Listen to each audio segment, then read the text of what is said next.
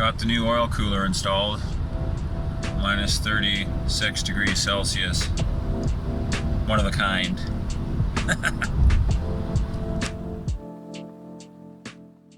Hey guys, welcome back. We're a Canadian homesteading channel. We're based out of Niagara Falls.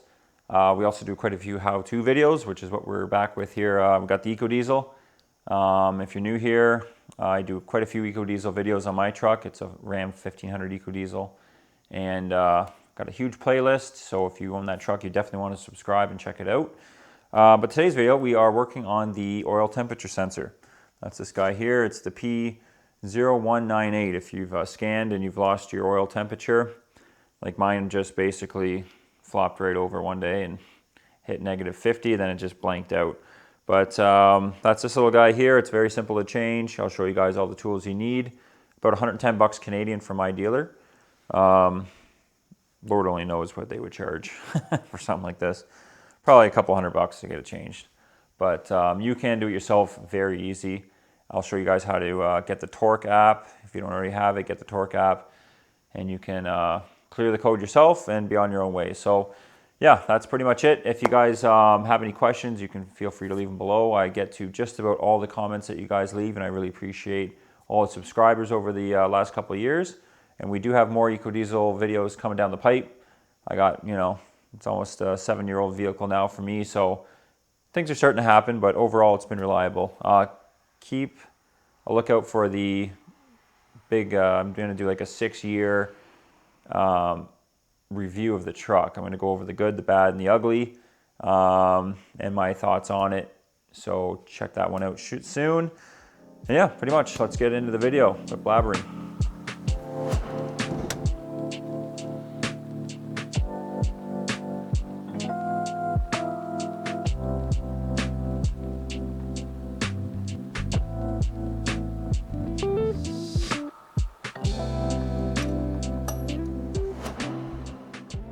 All right, guys, so 4 o'clock in the morning here.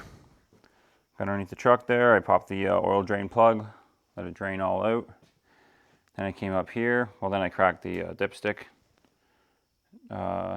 cracked the oil filter housing, worked it back a bunch of turns, let it drain, bunch of more turns, let it drain, pull it out. Then let all that oil drain back down to the oil pan. Now there's no oil in the system. Now, you don't have to do this. I was going to change the oil temperature sensor with oil in the truck, but I got to change the oil anyhow, so anyways, it's drained. So we're coming in here, and we got to scan the truck. So it might be a little dark here, sorry, but underneath your truck, if you haven't scanned your truck before, but you can get one of these little Bluetooth scanners. I got a link in the description for this one. $10 part. You're going to go under here, you're going to find your plugger in. Now it's red, it's not actually linked yet, but we'll come out of here. All right, so once I've paired my Bluetooth device, I'm in torque now, and I'm going to go request fault codes. I just scanned it, so it's already here. And then I got a powertrain oil temperature sensor high, P0198. So that's what we're after here today. So I'm going to shut the truck off because I got no oil in the damn thing. Not that it's on, but, and yeah, so that's our code, P0198. And I believe that's the oil temperature sensor just below the oil filter housing. All right, so then here's the part. We got this part number here, 68142998 Alpha Alpha -001. Made in Germany. That's this little bad girl here. Comes with a washer attached. So imagine that just gets inserted in the side there, just below the oil filter housing. And just a push pin. So let's go in the truck here, we'll see if we can find it. All right, this might be really tough to see. But deep down in there, below the oil filter housing, I can see the clip for what I believe is that temperature sensor. So it's going to be frigging impossible for me to bring the camera down there. So let me get my hands in there, wiggle around, and I'll kind of tell you what I'm feeling. All right, well that was bloody well hell. So hopefully you guys can see down there. I'll zoom it in. But there's a clip right? That pins onto this guy.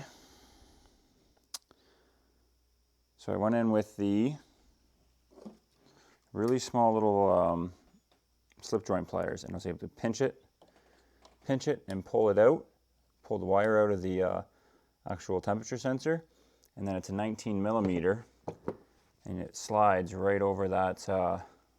Actually, for once, Ram got it right with the connector. The actual socket slides right over the connector onto the nut, and I should be able to thread it out. So, like I said, damn near impossible to get it on camera, but all right, managed to get her. So here's what I had set up inside of the truck, okay? A longer socket, 19 mil, slides right over, like I said. And then I had this knuckle attachment because you can't quite get your half-inch or your 3/4 ratchet in there. I guess if I had a smaller socket, it would work better, but I just used this. I had a little bit, and honestly, God, it was like 2 pounds of torque. I just broke it, and I was able to take it off by hand. And a teeny bit of oil came out, but I imagine something inside of this connector is cooked. And then if I got my meter out, I'm sure I could figure something out. But I got a new one, so let's install the new piece.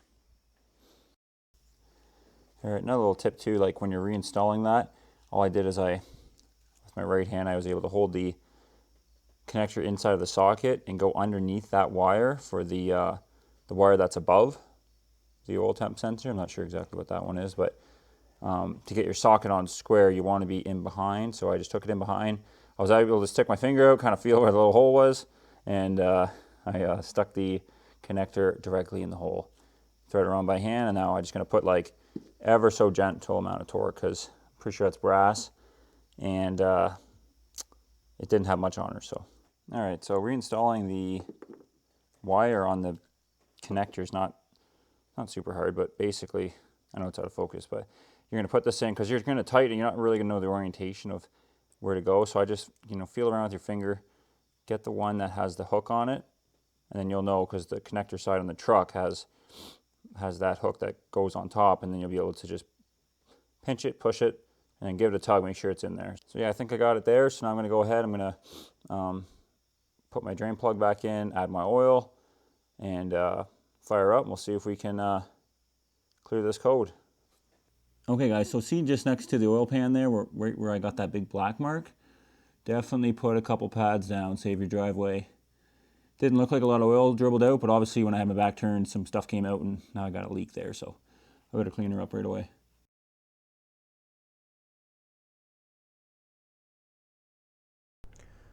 Alright, so I did a hot lap around the block here. I'm gonna grab some fuel.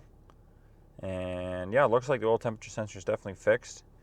Historically my oil temp, once I got, above 80 degrees Celsius, it would just fall right off. Hit minus 50 Celsius, just get crazy. So it looks like it's fixed. I got to deal with the check engine light still. It looks like I got some O2 sensor thing I got to deal with, but I shut the truck off a couple more times and see if I can clear that. All right, guys. So as you can see there at the video, I wasn't able to clear my O2 oxygen sensor code, but I did get rid of my oil temperature code. The historic fault's gone now, so it's working. It's great to know kind of your oil temperature. Really, at the end of the day, it's not the game changer for me. I don't really care, but I'm trying to get rid of my check engine light because I'm going for a yellow sticker next month, the safety, and they kind of frown upon those check engine lights. But now I've got this O2 sensor, so I got the P0198, which I think is something to do with the exhaust leak, oxygen. And like for me, all my emissions are sitting in my basement, so something's going on there. I have to get to the bottom of that, but that'll have to be another video. Yeah, so like I said, if you own an ecodiesel or Ram 1500 in general, you'll want to subscribe. I've got quite a few videos, more are coming. And yeah, other than that, we do a lot of homesteading videos on this channel. If you have been following us at all, we're outside constantly. We're building stuff inside. It's kind of like a jack of all trades kind of channel. So if you're into that stuff, feel free to subscribe. I'm going to finally get rid of my Ram oil temp sensor fixed, but now new issues. But we'll get to those another day. All right, guys, take care and have a good one.